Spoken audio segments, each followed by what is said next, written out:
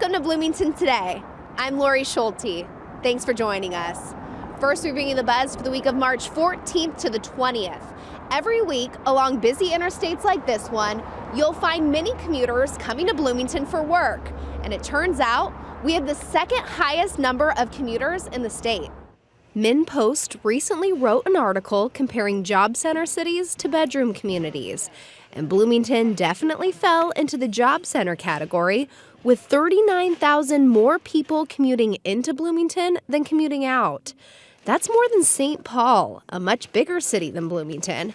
Planning manager Glenn Markegard says these findings mean positive outcomes for Bloomington residents.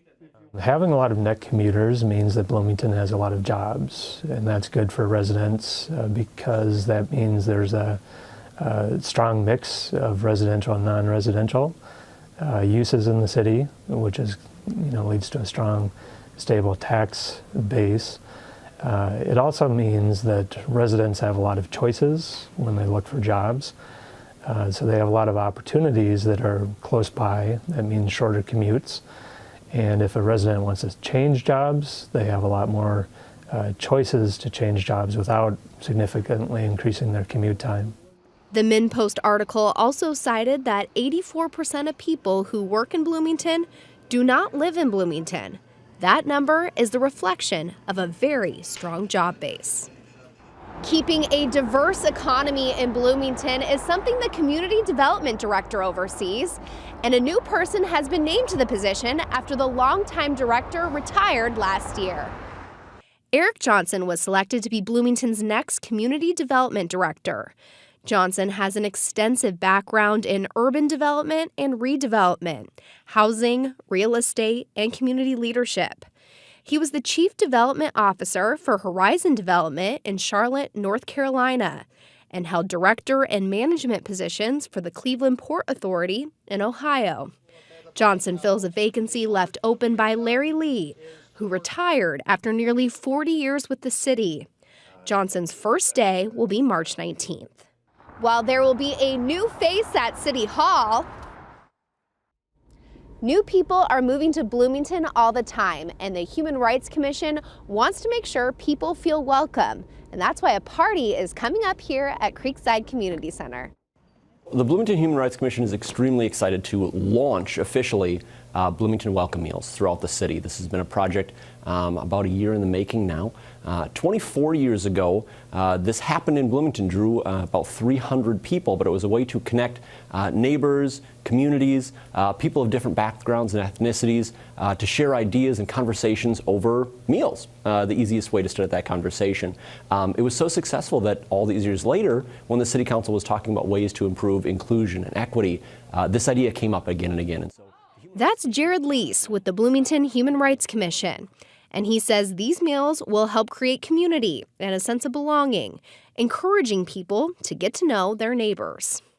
One of the easiest ways to start that initial conversation with someone you may not know is by having a shared connection of something. And food is an easy thing to share. It automatically brings in some history, some memories. You can talk about your favorite foods growing up. You can talk about foods from where you come from, foods from a favorite relative, a recipe that you may have. So it brings not only the conversation of a shared experience, but also a conversation that's going to include people talking about their ethnicities, their background, and how they got to Bloomington here. So it serves multiple purposes. And the first couple welcome meals are coming up this month. On Sunday, March 18th, there will be a spring solstice lunch at the Minnesota Valley National Wildlife Refuge Visitor Center. That runs from noon to 3. The next one will be at Creekside Community Center on March 24th from 5:30 to 8:30 at night. That welcome meal will be more of a spring celebration, hosted by the Latino Child Care Network.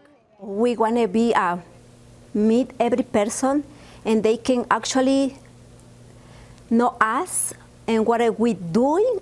Because when you don't know everybody or the community, you feel like maybe they like me or maybe not, but you don't never know why.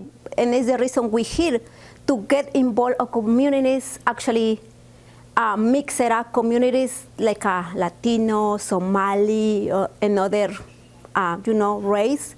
We can build together other communities. If you can't make it to one of those 2 welcome meals, 2 more are coming up in April on the 6th and the 21st. Those are smaller gatherings at homes with 4 to 8 people. If you're interested in attending one of these welcome meals or want to host a meal, contact Human Services at 952-563-8733. We've been very pleased that the council has given us this opportunity, and we really want to see it grow throughout the city and make this, again, a long-lasting event that the community can take up the mantle in the future and carry on. Finally, the Super Bowl was successful for many businesses and agencies, including one Bloomington organization that helps youth facing homelessness find resources. During the 10 days of Super Bowl festivities, Oasis for Youth spent 135 hours providing outreach to disconnected young people. Many people needed simple things like warm clothing or help finding resources. In total, the outreach resulted in more than 860 referrals, with the biggest needs being transportation, housing, and health.